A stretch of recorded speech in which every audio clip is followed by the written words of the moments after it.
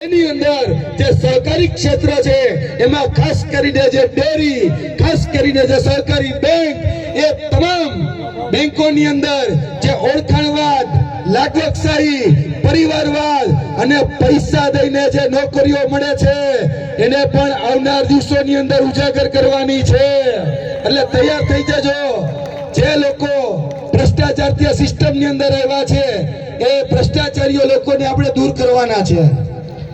ભાઈશ્રીએ જે રીતે વાત કરી એમ કે કૌભાંડ અમે છેલ્લા 10 વર્ષની અંદર 2014 થી લઈ 2024 સુધીમાં 34 પેપર લીક થતા જોયા છે, પેપર ફૂટતા જોયા છે.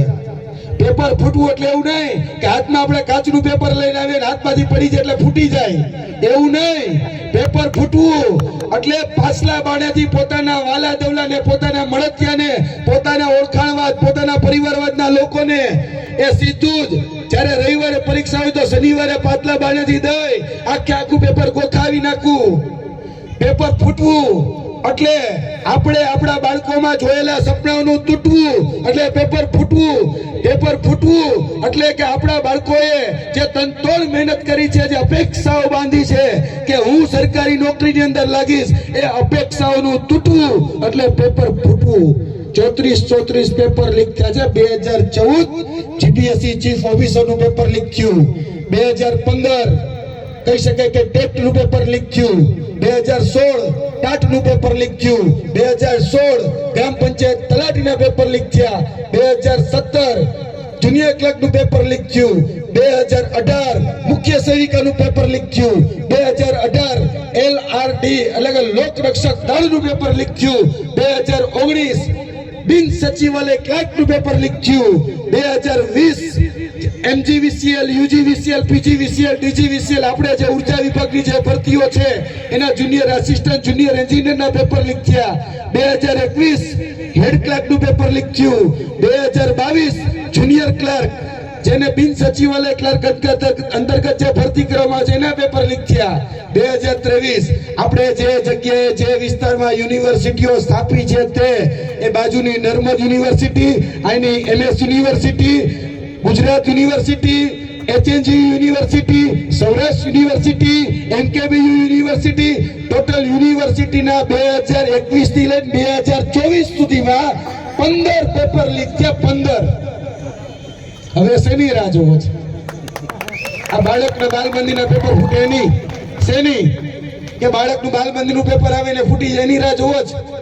એટલે કહેવા આવ્યા છે કે પરિવર્તન લાવો, નહીતર આ પેપર ફોડ સરકાર તમારા નસીબ ફોડી નાખશે.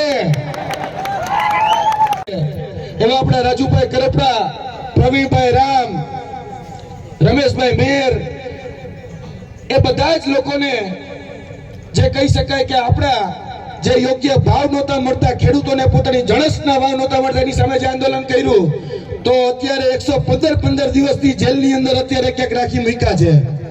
આ સરકાર એ ડરાવવા માંગે છે, ધમકાવવા માંગે છે, પણ યાદ રાખજો એ સરકારને પણ કહેવા માંગીએ છીએ કે આ આમ આદમી પાર્ટીના સૈનિકો છે, કોઈના બાપથી ડરે નથી.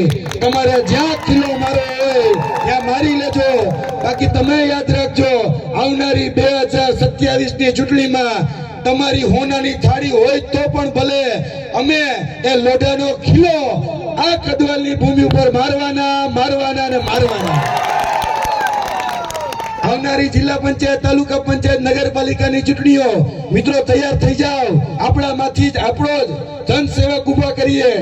જે આ નગરપાલિકાઓની અંદર જે કૌભાંડો કરે છે તો આ નગરપાલિકામાં જે શિક્ષકો પાસેથી પૈસા લેતા હોય, એસએફ હાઈસ્કૂલની અંદર કહી શકાય કે ડોનેશનના નામે લાંચ માંગવામાં આવતી હોય, શિક્ષકો પાસેથી પૈસા માંગવામાં આવતા હોય, એવી આ નગરપાલિકાઓને ઉખાડીને ફેંકી દઈએ. આ જિલ્લા પંચાયત, આ તાલુકા પંચાયત 300 કરોડ રૂપિયાની રોડની ગ્રાન્ટ આવી, 300 કરોડ રૂપિયાની. પણ 300 કરોડ રૂપિયામાં હમણાં જ અમે કહી શકાય કે હું ને ચેતરભાઈ વસાવા એ ઘોડા ઉપર ને આવતા હતા, પણ હવે ફૂટના ખાડા છે. ફૂટના ખાડા કેમ ખબર છે?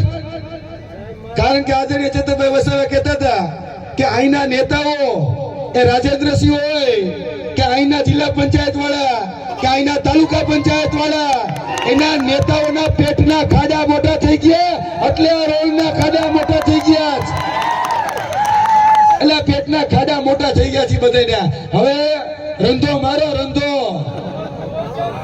ચોર છે એટલે હવે પરિવર્તન લાવો અને એ પરિવર્તન લાવશો તો આવનાર દિવસોની અંદર આપણા બાળક આપણું અસ્તિત્વ આજે આપણી જળ જમીન અને જંગલ આપણે કદવાલની ભૂમિ પર છીએ 100 વર્ષથી આપણા ખેડૂતો એ સનદ માટે કહી શકાય કે હકદાર છે લાયક છે બધી જ રીતે અરજીઓ કરે છે પણ સનદ મળતી નથી એ હકીકત છે ને તો હવે આને કાઢો બાકી આને રાખશો તો કોઈ સનદ નહીં મળે એટલે હવે પરિવર્તન લાવીએ બાકી કહેવા માટે તો ઘણું કઈ આગળ એમ છે બરાબર આજ બાકી જોવા જઈએ તો હમણાં